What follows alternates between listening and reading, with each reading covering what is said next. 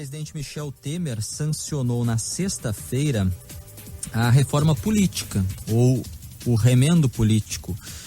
Além da cláusula de barreira para os partidos nanicos terem acesso aos recursos, a principal novidade é o fundo para financiar as campanhas, o fundo eleitoral, que terá no mínimo em 2018 1 bilhão e 700 milhões de reais. O dinheiro que sai da renúncia fiscal para rádios e TVs pela propaganda partidária, aquela que os partidos vão veiculando nas rádios e nas TVs durante o ano. Em ano eleitoral essa propaganda não será veiculada.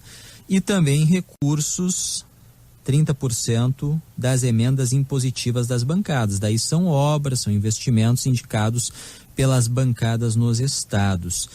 Os partidos políticos no Brasil que já têm um fundo que recebe a cada ano mais dinheiro, inclusive tem um estudo feito pelo Sindicato das Empresas de Serviços Contábeis e pela PUC do Rio Grande do Sul, e é por isso que nós conversamos com o presidente do Sescom-RS, Diogo Chamum. Boa noite. Muito boa noite, Leandro. Boa noite aos ouvintes também. Presidente, antes de falar do novo fundo, o fundo antigo, que é o fundo partidário, pela análise que foi feita pelo Sescom e a PUC, vem recebendo cada ano mais recursos.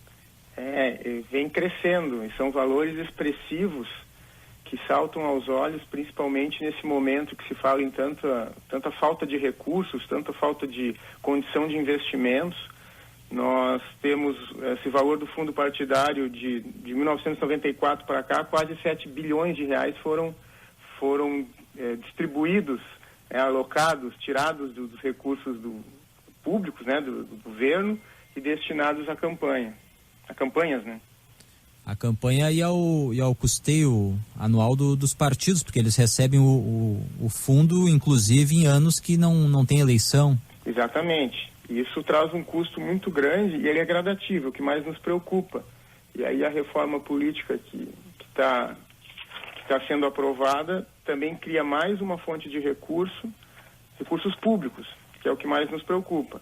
Porque essas campanhas são muito caras, talvez a gente precise de alguma reformulação para se atingir um objetivo, o resultado mais objetivo e com menos dispêndio de tantos valores, tantos recursos. Em relação ao fundo partidário, que é o fundo antigo, a gente tem que agora começar a fazer essa distinção, né? Porque são dois fundos. O fundo partidário, para o ano que vem, tem uma previsão de quase 900 milhões de reais. Exatamente. Que esse valor que já foi de 200 milhões, hoje está se aproximando a 900 milhões. Isso não é uma fonte de recurso única. Nós temos ainda o horário supostamente gratuito, que na realidade ele não é bem gratuito, ele é gratuito para o partido, mas ele tem um custo. Isenção, tem um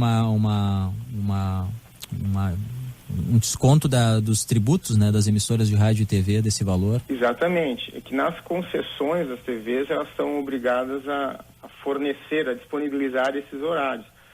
Só que em contrapartida se tem uma parte desse valor, desse espaço que eles deixam de arrecadar, tem como isenções de impostos.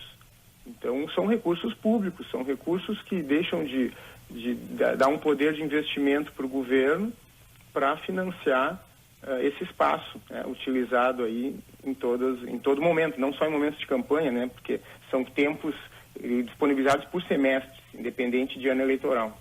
Tem inclusive um cálculo que vocês fizeram que é o custo por eleitor, quanto cada eleitor desembolsa por ano para o financiamento, no caso dos partidos, e agora esse valor vai subir bastante se fizer a divisão aí de 1,7 bi pelo número de habitantes ou número de eleitores, né? Dá para saber qual vai ser o valor que cada um vai estar pagando no ano que vem para os partidos e para os candidatos. Só do fundo partidário, nosso cálculo aponta para R$4 por cidadão, independente de votante ou não. Pega o montante aplicado e divide pela população, dá R$4 por cidadão. Então, e esse valor em crescimento, tendendo a crescer, com mais uma outra fonte de recurso, na criação do Fundo de Recursos Públicos. Então, o cenário não é nada positivo, principalmente nessa situação caótica que a gente está em termos de falta de recursos para investimentos. Como especialista em contas, né, que é o trabalho do senhor, como vê o que o governo federal vem fazendo em relação a cortes e aquilo que acaba aplicando realmente em serviços necessários para a população?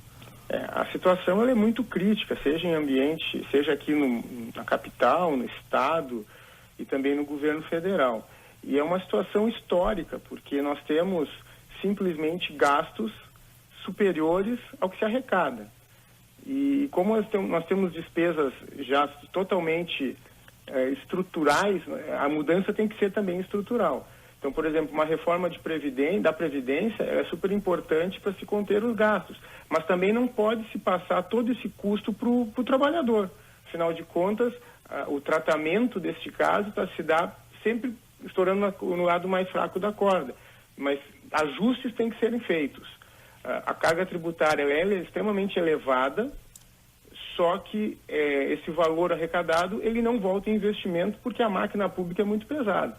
Então, nós entendemos que a redução do Estado seria fundamental para que sobrasse recursos para poder fazer investimento, que é o que a população precisa. Aproveitando o contato, vocês que no sindicato trabalham com as empresas, têm as empresas como clientes, como vem o cenário econômico, o segundo semestre e as previsões para 2018, que é um ano eleitoral? O que nos parece é que o Brasil está querendo sair desse atoleiro e as notícias não permitem. Com notícias de corrupção, notícias dos nossos mandantes, do Poder Executivo, Legislativo, envolvidos em situações aí de corrupção, notícias, né, trazendo assim, aí os investidores acabam não tendo a confiança de vir para o Brasil e a retomada da economia fica cada vez mais lenta. Eu estimo que essa retomada acontecerá, mas de uma maneira extremamente vagarosa, porque nós realmente perdemos nos 2 últimos anos quase 6% do PIB em termos de crescimento. E para retomar esse patamar, infelizmente, deve-se levar um prazo bem maior do que esses 2 anos que nós levamos para cair tanto em termos do decrescimento da economia.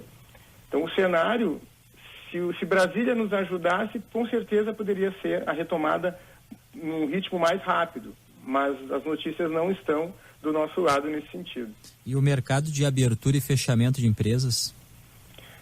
Isso a gente tem uma instabilidade, o cenário justamente por ter a economia instável, acaba se trazendo uma situação de recessão e é muito mais difícil das empresas se manterem. Aliado a isso, dificuldade de obter créditos, a dificuldade de cumprir com obrigações acessórias e principais em termos da parte fiscal e legal, dificulta muito as empresas. E o Brasil hoje tem, na sua grande maioria, constituído de empresas pequenas e médias, micros e pequenas empresas, e cada vez elas vão perdendo mais, as medidas do governo vão tirando mais seu poder de concorrência, porque o sistema está cada vez mais complexo e equiparando as grandes empresas. Presidente do Sindicato das Empresas de Serviços Contábeis do Rio Grande do Sul, SESCOM, Diogo Chamon, muito obrigado pela atenção, uma boa noite. Muito obrigado, uma boa noite a você. Agora, faltando 1 minuto para as 9 horas, vem logo...